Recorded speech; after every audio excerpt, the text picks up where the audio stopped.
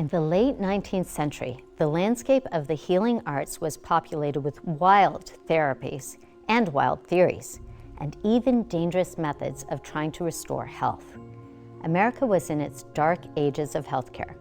But then in 1863, a bright idea came about. The newly formed Adventist Church began sharing a unique perspective on health, which was actually inspired by the Bible. This perspective came through church founder Ellen G. White. Her writings then inspired Dr. John Harvey Kellogg to join the Battle Creek Sanitarium. Well, that sanitarium eventually became a premier hospital and sanitarium with patronage from the who's who of yesteryear, such as kings, presidents, and inventors from all over the world. One of Dr. Kellogg's unique methods of healing was using heliotherapy, which is the medical use of light as medicine. Dr. Kellogg tested and discovered the amazing healing properties of light and how it interacted with the body.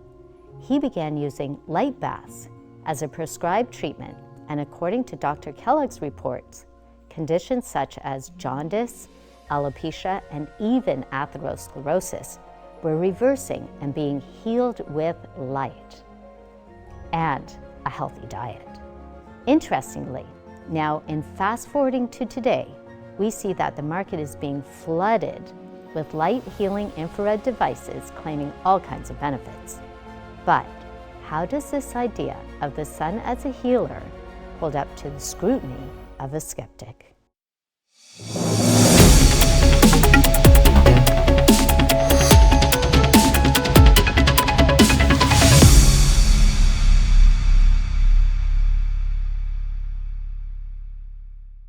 The popularity of light as medicine has recently spiked in the public eye as data on the power of light to heal is being rediscovered.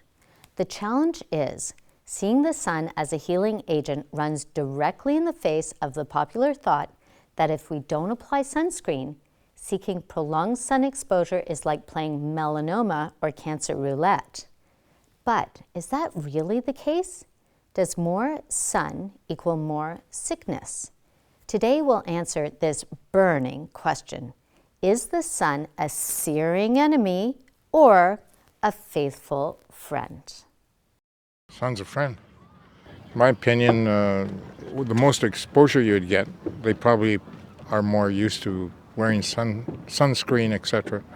And we need sun to exist, so sun's a friend. We just got to treat it as a friend. On the topic of the sun, I'd say that it's a friend because with the right protection, like sunscreen, hats, glasses, and stuff like that, it could definitely have a very low risk of cancer. And I could also see it being very good for your mental health. Interesting question. Okay, you get vitamin D from the sun, so there's a certain amount of vitamin D you need in your life, but I think you do have to protect from sun exposure because you can get skin cancer from too much, the sun's rays. So you need sunscreen for sure. When your skin is exposed to the sun too much, and if you don't have, Siri was activated. So when the sun is exposed to the sun too much, it could give you a sunburn, and it could increase your risk of cancer. I would say sun is a friend. You have to be a little bit careful.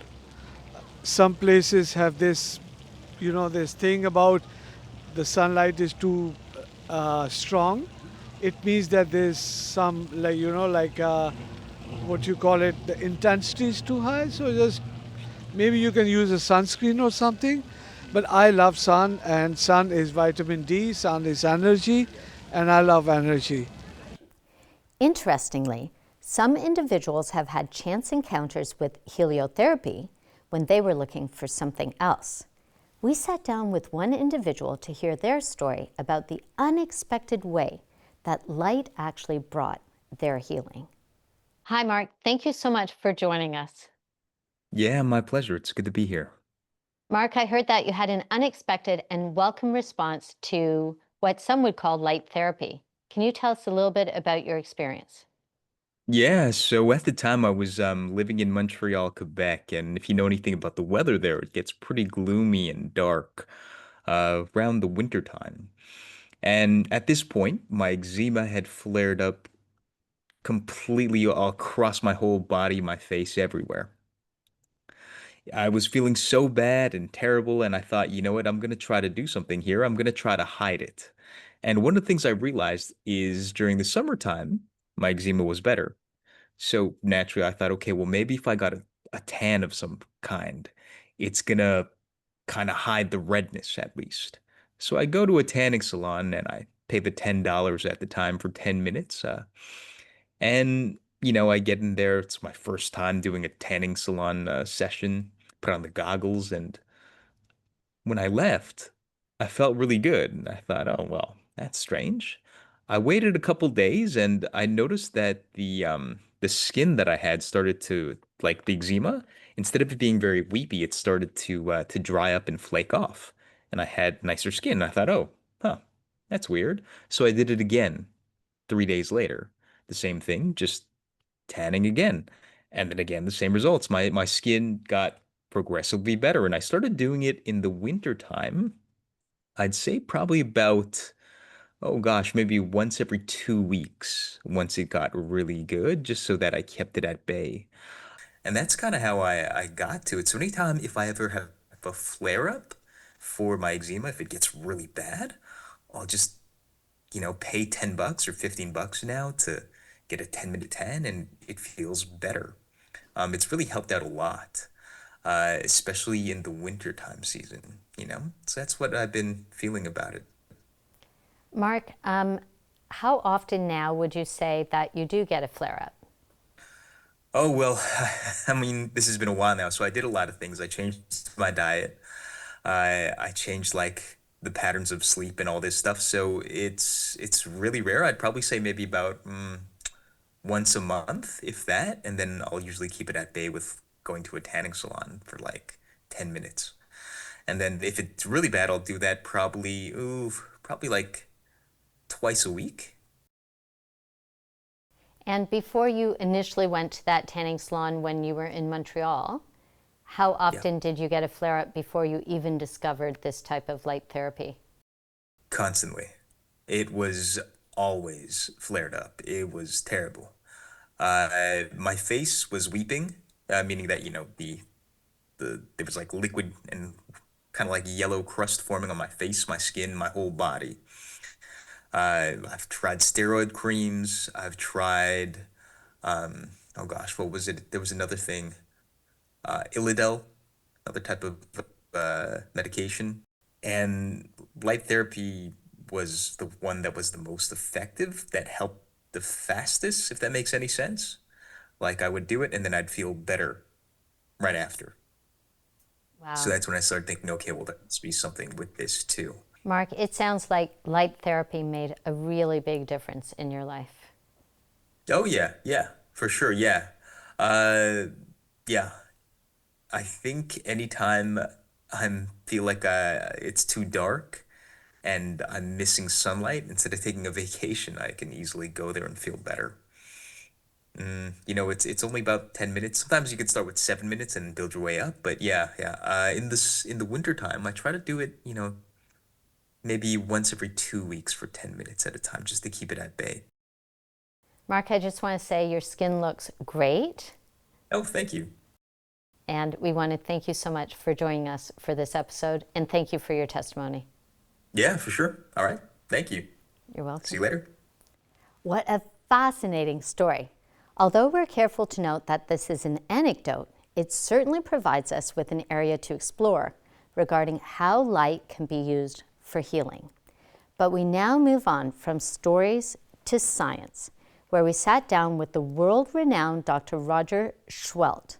He is a teaching physician who's also a major voice on the subject of light therapy. Dr. Sehuelt, thank you for sharing your time with us today. Thank you so much, Dr. Plummer, for inviting me on. I have heard you referred to as the sun doctor. Can you tell us your interest in heliotherapy, which is therapy using the sun, first started? It first started when I was kind of involuntarily put at the center of a storm called COVID-19 as a critical care intensivist. I'm a pulmonologist, critical care intensivist, and By that reason, I take care of patients in the intensive care unit. And when they were not getting better, and when we were having a lot of problems with them, I was forced to become creative and to see what therapies might be beneficial for my patients. So I began to look into the things that were making them sick. And what I found was number one, that most of the patients that I was dealing with had a vitamin D deficiency, but giving them vitamin D didn't really make them better really fast. And then the other aspect of it is that a lot of my patients had what we call oxidative stress, metabolic diseases. And so I began to put two and two together, and that led me down this path of looking at sunlight as one of the great healing agents on this planet. You just mentioned vitamin D. So I think when most people think of vitamin D, or when they think of sunlight, they might know that sunlight is converted into vitamin D through our skin, and it's probably the strongest correlation that most people have. What are the other benefits of sun or sunlight that that people might not know about? Yeah, so the sun or light from the sun, it can really be divided into three different sections or three different spectrums. There is visible light, which we're all very comfortable with. We see the light from the sun. But on either side of that visible spectrum is light that we cannot see. So the first one that we know about is ultraviolet light. We can't see that. It's very short wavelength.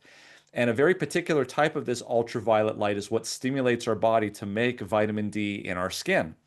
So that's ultraviolet. But on the other end of the spectrum, past red, called infrared, is actually the majority of the packets of light or photons that come from the sun are in this part of the spectrum. Infrared light is the type of light or energy from the sun that you feel the warmth of the sun from. In fact, you can even feel the warmth of the sun through your clothes when you are standing in the sun. This type of light, as we're finding out now in the last couple of years through scientific research, is actually very beneficial for the human body outside of what we get from vitamin D and infrared light.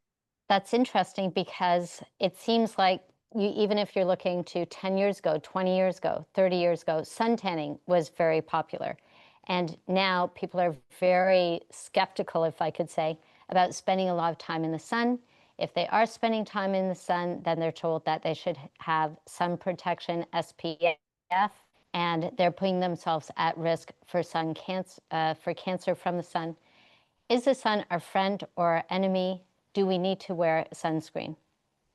Well, the sun is just like any other beneficial thing, right? Water is essential for human life, but we know that too much water can cause damage, right? If you drink too much water, it can cause brain swelling. Food is essential for life too, right? But if we eat too much food, we can become obese, and we know that that's not a good thing for our life either. You could put sun right in there with all the rest of them. If we get no sunlight, that's actually very detrimental for our lives. And if there's anything that we're at risk of today in the modern world where we spend most of our time inside, I think the majority of the people are at risk for that type of interaction with the sun. Of course, there's those people that go out into the sun all the time and get plenty of sunlight, and they can come down with skin damage and sun damage. That's probably the minority of the situation. And then there's those of us sort of in the middle that may be getting enough. And that's really what we want to aim for, is enough sunlight on a regular basis, but not so much that we're actually burning up. And so the two extremes that we're seeing a lot of is that the sun is like a deadly laser, that it's bad for you, you should avoid it at all costs. I don't think that that's the right message. And then the other extreme is that, the sun is everything. We should go out and we should spend all the time that we possibly can outside in the sun. And if you do, you will be impervious to everything. And I think that's also an irresponsible message. The rational message is there in between. I heard you mention obesity, if I'm right. I was asking about the other benefits of sunlight. Is there a relationship between sunlight and a higher BMI or obesity? Yeah, actually, there's a lot of interaction here. Let's sort of back up a little bit and talk about the benefits of sunlight in total. We talked about vitamin D. We could talk about circadian rhythm. We could talk about mood. That has to do with visible light. But the area that I think most people are not understanding about, or that's new for a lot of people because it's just recently now coming out, is this infrared portion of the sun and infrared light. So, as I mentioned before, infrared light can penetrate very deeply into the human body. It could go through clothes, And in fact, there's been a paper that's just been published this year in Nature Scientific Reports by Glenn Jeffrey, who is a professor of ophthalmology at University College London, who basically showed when he took subjects outside that he was actually able to measure infrared light penetrating through the human body and actually coming out the other side. So we know that infrared light is able to penetrate very deeply into the human body. But what is it actually doing in there? Well, we have probably over a decade of research showing that this type of light, precisely this type of light in the infrared spectrum, can interact with an organelle in all of our cells, except for the red blood cells, called the mitochondria. And the mitochondria is the powerhouse of the cell. And the effect of infrared light on the mitochondria is actually very, very interesting. It upregulates the metabolism and it causes it to produce more energy. Now, this is important because as we get older, we are seeing scientifically that mitochondria start to slow down. They produce less energy. It's kind of like an engine in your car in that it's slowing down, it's producing less energy, you're not able to go as fast.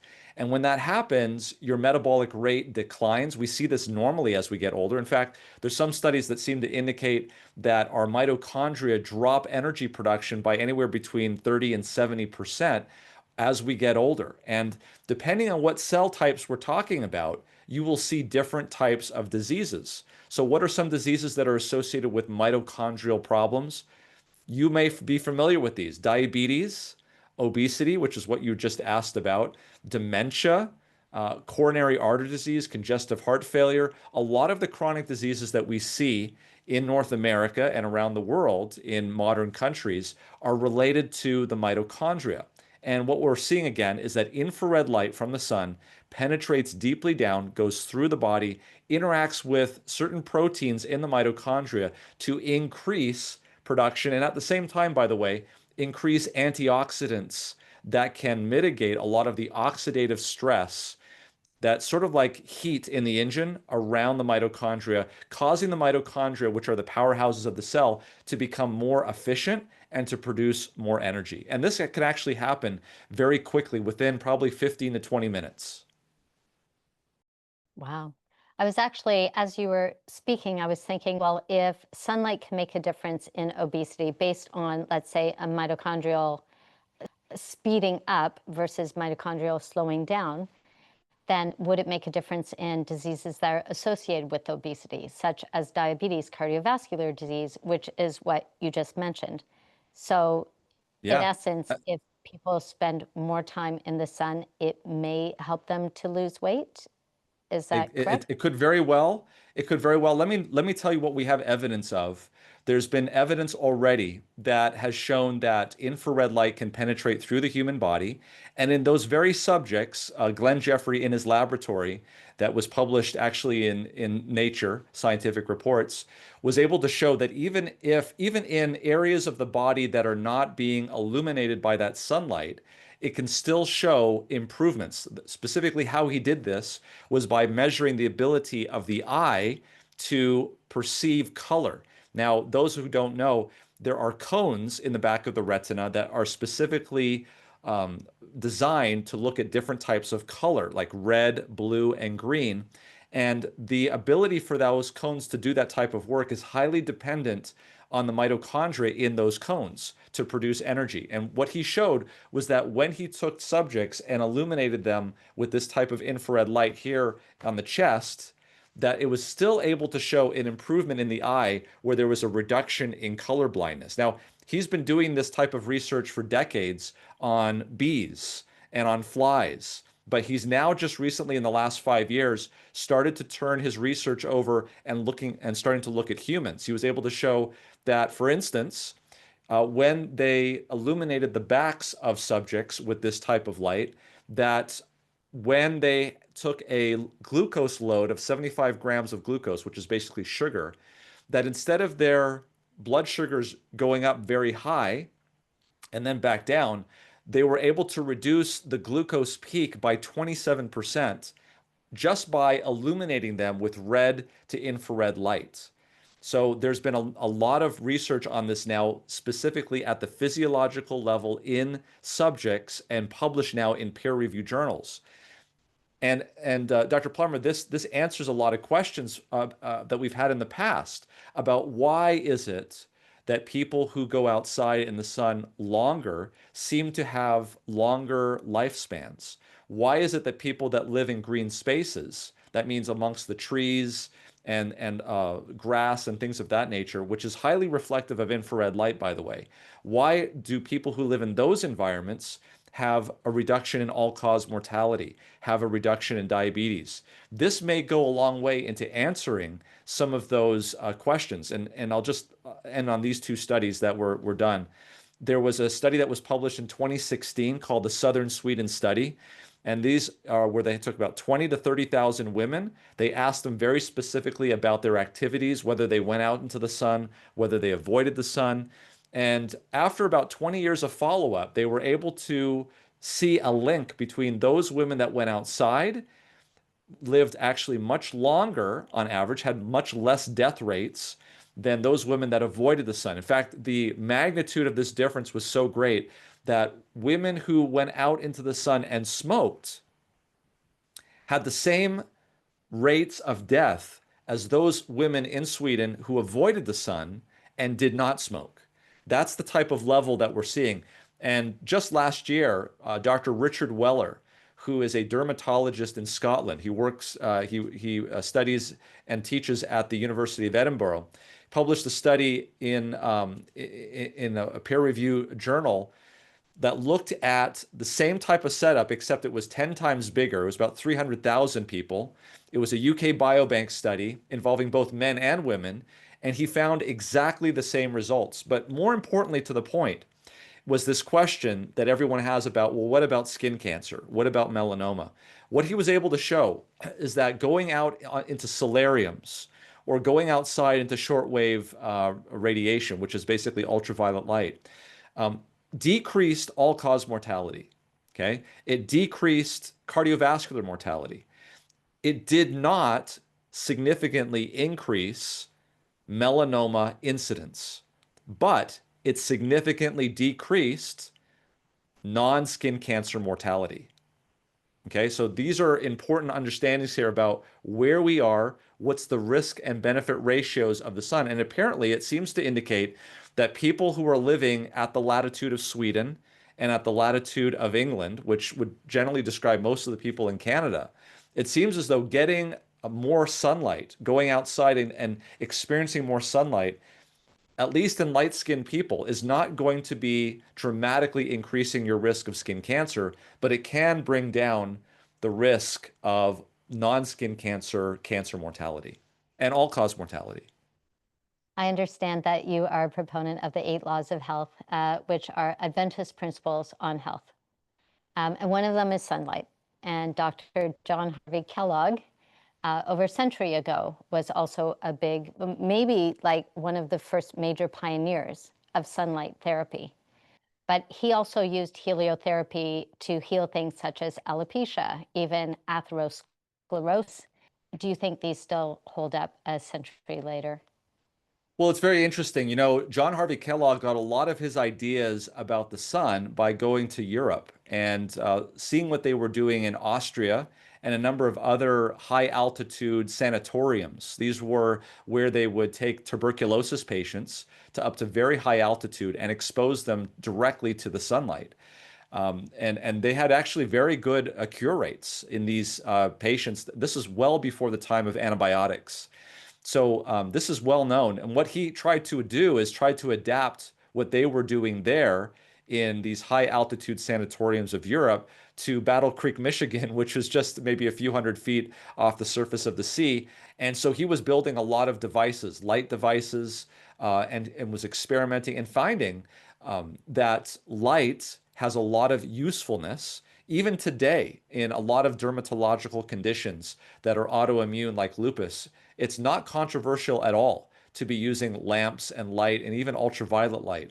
What I believe, however, though, is not widely appreciated is how much light really affects the whole body. So you mentioned about the 8 laws of health. If I were to show you the graph of a whole host of diseases that people die from, either in the United States or in Canada, it doesn't matter which one you look at. Obviously, in the Northern Hemisphere, we have winter in December and we have summer in July. Obviously, it's the opposite in the Southern Hemisphere.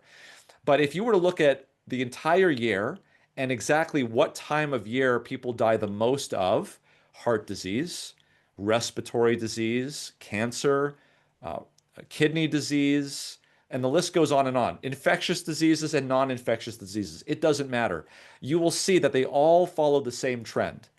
All of the diseases peak in terms of the maximal mortality about 1 to 3 weeks after the shortest day of the year. And they're all at their lowest about 1 to 3 weeks after the longest day of the year. I really invite you, I challenge you to look at this, and you will see that this is the same thing that happens every single year. And it really is correlative to the length of the day. And obviously, the length of the day is telling you how much sunlight you're going to be getting. Great. Thank you so much for your time today. Thank you so much. Wow. If you're like me, that conversation was certainly a learning experience. So, where do we go from here? Well, it's time to weigh the evidence and let the chips fall where they may.